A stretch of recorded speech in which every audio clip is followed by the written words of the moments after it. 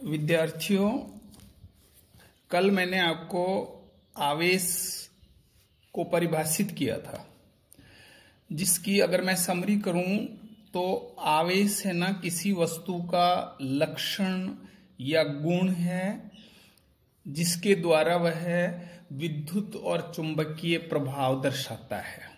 कौन सा? विद्युत, और दूसरा कौन सा है? चुंबकीय। और हम ये गुण कैसे ला सकते हैं? हम उस पर या तो इलेक्ट्रॉन अधिकता कर दें या इलेक्ट्रॉन न्यूनता कर दें, तो वो वस्तु पर आवेश आ सकता है। आज हम आपको आवेश लाने के तरीके सिखाएंगे, जिसको बोलते हैं आवेशन के तरीके, या हम इसको विधियां भी कह सकते हैं। आवेशन के 3 तरीके हैं। सबसे पहला है घर्षण से आवेशन।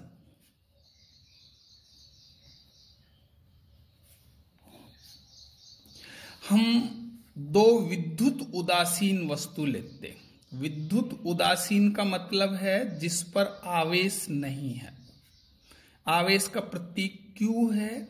आप स्मॉल q भी लिख सकते हो, कैपिटल Q भी लिख सकते हो।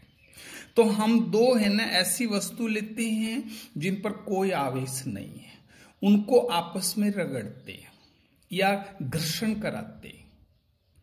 तो क्या देखते हैं कि एक वस्तु है ना अपनी प्रकृति के अनुसार इलेक्ट्रॉन त्याग देती है। अब हमने एक बात बताई थी कि किसी भी वस्तु में कुल इलेक्ट्रॉन बराबर क्या होते हैं? कुल प्रोटॉन। तो वो वस्तु इलेक्ट्रॉन त्याग देगी तो उस पर इलेक्ट्रॉनों की कमी हो जाएगी इसकी, और उस पर धन आवेश की मात्रा बढ़ जाएगी, तो वो वस्तु धन आवेशित हो जाती है। और जो वस्तु इलेक्ट्रॉन ग्रहण करेगी उसमें इलेक्ट्रॉनों की संख्या बढ़ जाएगी और प्रोटॉनों की संख्या घट जाएगी, तो वो वस्तु क्या हो जाएगी? ऋण आवेशित हो जाएगी। जैसे हम कांच की छड़ को रेशम के कपड़े से रगड़ते हैं। किससे रगड़ते हैं? रेशम के कपड़े। तो कांच की छड़ है ना इलेक्ट्रॉन त्यागती है, तो इस पर कौन सा आवेश आ जाता है? धन आवेश। और रेशम की छड़ है ना इलेक्ट्रॉन ग्रहण करती है, तो इस पर कौन सा आवेश आ जाता है? ऋण आवेश। इसी प्रकार से हम अंबर को हम ऊनी कपड़े से रगड़ते हैं, तो ऊनी कपड़ा है ना इलेक्ट्रॉन त्यागता है और ये धन आवेशित हो जाता है। अंबर है ना इलेक्ट्रॉन ग्रहण करता है, देन ये क्या हो जाता है? ऋण आवेशित।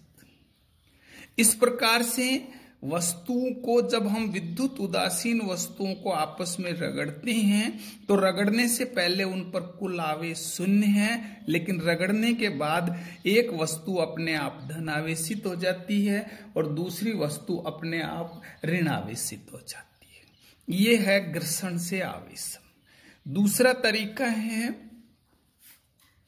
चालन या स्पर्श से आवेशन। इसमें हम क्या करते हैं?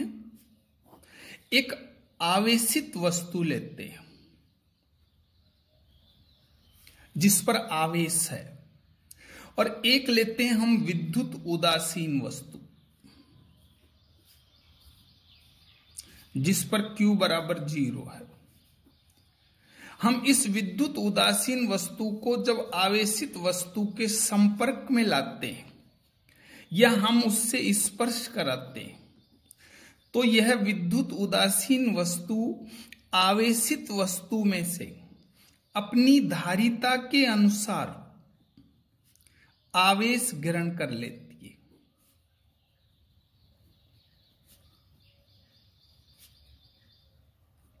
और आवेशित हो जाती है। धारिता का मतलब है हर वस्तु की आवेश ग्रहण करने की क्षमता होती है। तो उसमें जितनी आवेश ग्रहण करने की क्षमता है वो किससे ले लेती है? आवेशित वस्तु से, और वो आवेशित हो जाती है। जैसे मैं आपको समझाऊं, ये हमारे पास एक गोला है जिस पर आवेश 0 है, ये दूसरा गोला है जिस पर आवेश है, ये देखो धन आवेश है।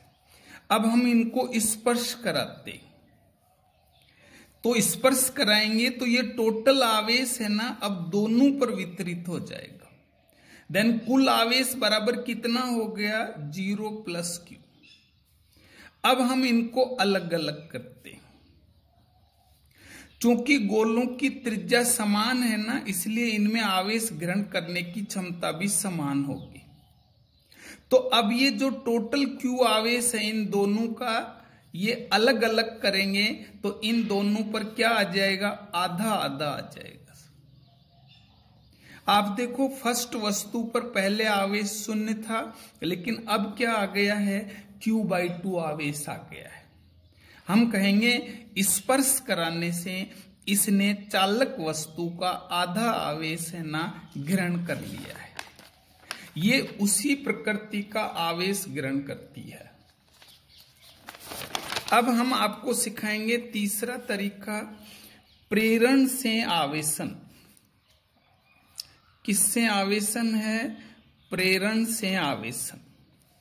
इसमें हम क्या करते हैं कि विद्युत उदासीन वस्तु को आवेशित वस्तु के पास लाते, उसको स्पर्श नहीं कराते। तो जब हम उसको पास लाते हैं तो उस पर क्या होता है कि जो आवेशित वस्तु के निकट का सिरा है उस पर विपरीत आवेश प्रेरित हो जाता है, और जो दूर का सिरा है ना उस पर समान प्रकृति का आवेश प्रेरित हो जाता है और वस्तु आवेशित हो जाती है। जैसे मैं आपको समझाऊं कि ये हमारे कोई भी वस्तु है, उसकी नेचर है कि ये हमारे पास एक धन आवेशित वस्तु है। ये वस्तु हम पहले इसके ऊपर आवेश q = 0 था। मैं ये कहूंगा विद्युत उदासीन वस्तु में आवेश तो होता है, लेकिन उसका धन आवेश और ऋण आवेश बराबर होता है, इसलिए कुल आवेश है ना 0 रहता है। लेकिन जैसे आप ये धन आवेश की छड़ इसके पास लाएंगे तो इसमें जो धन आवेश और ऋण आवेश है ना उस पर बल लगेगा। इसका जो ऋण आवेश है ये क्या हो जाएगा? इस धन से आकर्षित हो जाएगा, और इसका धन आवेश इस धन से क्या हो जाएगा? प्रतिकर्षित हो जाएगा। ये घटना प्रेरण है कि स्पर्श नहीं करा है, फिर भी इसमें अपने आप आवेश है ना प्रेरित हो गया। निकट के सिरे पर विपरीत प्रकृति का और दूर के सिरे पर है ना उसी प्रकृति का आवेश उत्पन्न हो जाता है। अब हम इसको आगे अगर और करें तो हम देखेंगे कि इस वस्तु को हम भू संपर्कित करा देते हैं विद्युत उदासीन को। तो भू संपर्कित कराने से इसका जो धन आवेश है वो भूमि में चला जाता है, केवल इस पर ऋण आवेश रह जाता है। आगे हम इसका ये भू संपर्क भी हटा देते हैं, तो ये ऋण आवेश है ना इसी पे एज इट इज रह जाता है। अगली हम 1 नंबर की बात, 2 नंबर की, 3 नंबर, आगे हम इस आवेशित छड़ को भी हटा लेते हैं तो ये सारा ऋण आवेश है ना इस पर वितरित हो जाता है, और वस्तु है ना उस पर हमने केवल विपरीत प्रकृति का आवेश प्राप्त कर लिया है। ऐसे तो ये भू संपर्कित नहीं कराओगे तो ये पहले वाली स्थिति रहेगी। अगर हम आवेश केवल उसके ऊपर आवेश विपरीत लाना चाहें तो हम ये प्रोसेस करते हैं, इसको प्रेरण से हम आवेशन कहते हैं। ये जो इस पर Q आवेश आ रहा है, माना ये पहले Q था, इसको Q' मान लिया, इसकी ये नेचर होती है 1 - 1/ε r। ये E नहीं है, E को बिगाड़ा है, इसका नाम है एप एप्साइलन,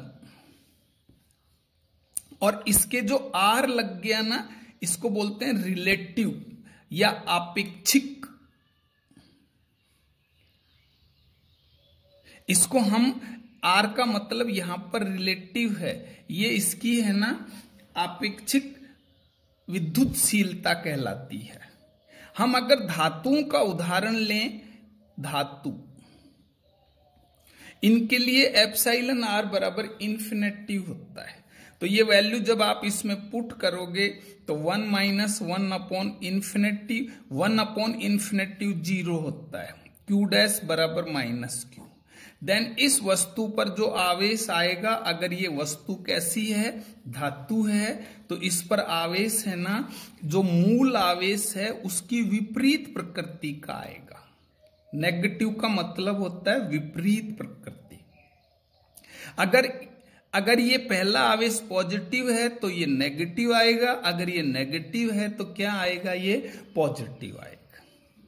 बच्चों, इस प्रेरण से ही एक आवेशित वस्तु दूसरी विद्युत उदासीन वस्तु को अपनी ओर आकर्षित करती है।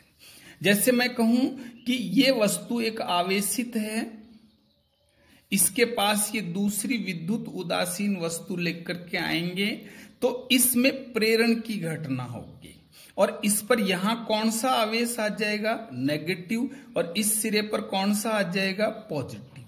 क्योंकि अब ये इसको आकर्षित करेगा तो ये वस्तु इससे आकर्षित हो जाएगी, ये इसको प्रतिकर्षित करेगा, परंतु ये ज्यादा दूरी पर है ना इससे, इसलिए प्रतिकर्षण बल का प्रभाव बहुत कम होगा और आकर्षण बल का प्रभाव अधिक होगा। इसी आधार पर, ये प्रेरण की आधार पर ही हम इसको समझा सकते हैं कि एक आवेशित वस्तु विद्युत उदासीन वस्तु को कैसे आकर्षित करती है, क्योंकि विपरीत प्रकृति का आवेश उसमें निकट सिरे पर प्रेरित हो जाता है, जिससे उनमें आकर्षण होता है। ये हमारी बच्चों आज की क्या थी, आवेशन की विधियां। अब हम आपको सिखाएंगे